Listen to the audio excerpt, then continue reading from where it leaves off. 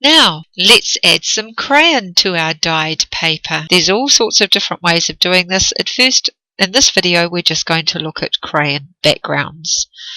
Here I am controlling the background quite strongly though. I am rubbing with a fat crayon.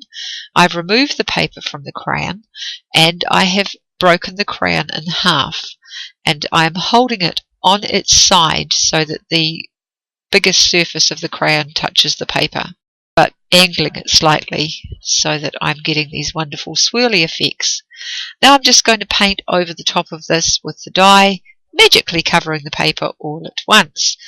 I've added some splatters to this. In retrospect, I don't think the splatters worked very well, but I'll leave you to decide that, because here's the finished result. In this case, I have a piece of fabric underneath. Fabric doesn't always work, but this particular piece of fabric does a lovely job. Now you can hold your paper really still and try and get an even texture all over, but I just feel it looks more arty if I actually let the paper move and I add different colours and just do it in a totally random way.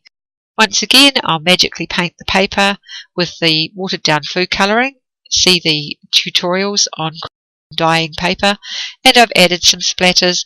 I'm just using a rag to mop up the excess dye on this one, and this is the finished result here.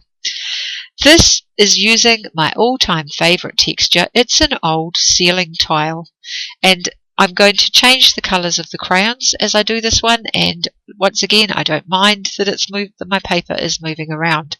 My piece of paper is actually, I think, a work of art without the dye, but I'm going to paint it with the pink dye just to make it look even more beautiful.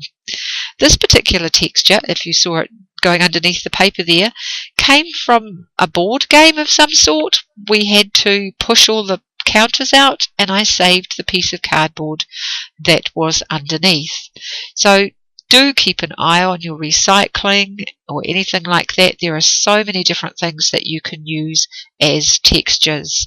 Plastic containers, textured wallpapers, plastic doilies, corrugated cardboard and other cardboard, concrete, and the traditional coins and leaves.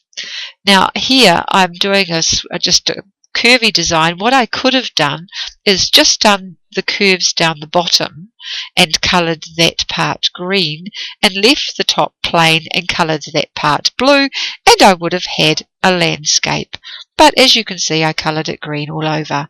Now the next videos though look in more detail at doing pictures with your crayon and dye.